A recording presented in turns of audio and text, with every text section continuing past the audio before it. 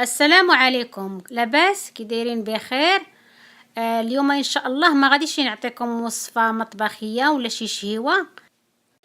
ان شاء الله غادي نعطيوكم وصفه صالحه للسعال والبلغم، الا كان صدر عامر ولا المنخار عامر للوليدات او الصغار الكبار ولا الصغار، نساء او رجال، هذه صالحه ليهم بزاف، بالاخص في هذا البرد هذا والشتيوه ما هبطتش في وقتها، راه بنادم كيمرض بزاف.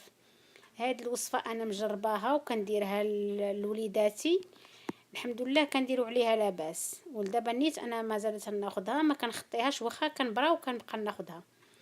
نحتاجوا الشريحه اللي هي موجوده في عند العطاره وفي الاسواق الاسبوعيه، وفي الاسواق كتكون رخيصه، ماشي كتكون غاليه بحال اللي عند العطاره. اختاروا غير الشريحه اللي تكون رخيصه وصغيره. ونحتاجوا الثومه، نحتاجوا حبه ديال الشريحه بحبه بصبيع ديال الثومه. بالحق انا عندي الثومه غليظه، قسمت كل صبيع على جوج. كنفتحوا الشريحه ونعمروها بالثومه ونديروها في الكسكاس تفور. ها هي الشريحه جوج، كنعمرها بالصبيع وكنزلها في الكسكاس. هو عمرت الكسكاس دابا.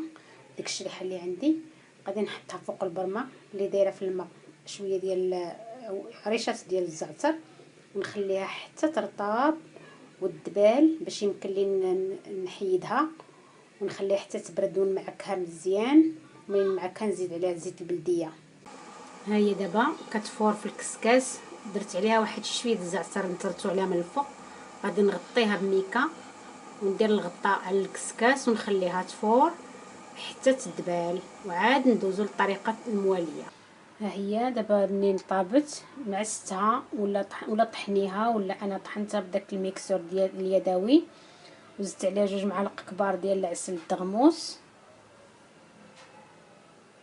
وزدت كاس ديال العنبه ونص ديال زيت البلديه البكر، ونخلط مزيان. دابا غادي نخلطهم مزيان وغادي نديرهم في واحد القريعه، ونبداو ناخذ معلقه الصباح ومعلقه قبل الغداء ومعلقه قبل العشاء. قبل العشاء اولا نخليوها حتى نبغيو نعسو ناخذ معلقه.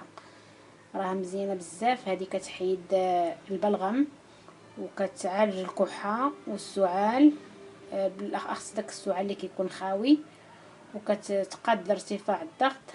ولكن اللي عنده الضغط ديالو منخفض ما ننصحوش بها، لان فيها الثومه كتهبط الطونسيون وكتقاد الدم. ما كيبقاش الدم خاسر، الكريات الحمر كيكونوا مقادين، ما يكونش هابطين الهيموغلوبين بزاف.